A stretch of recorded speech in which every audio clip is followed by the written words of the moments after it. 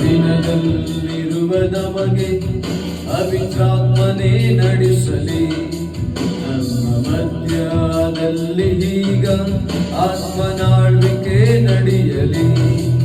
ಅಂತ್ಯ ದಿನದಲ್ಲಿರುವ ನಮಗೆ ಪವಿತ್ರಾತ್ಮನೇ ನಡೆಸಲಿ.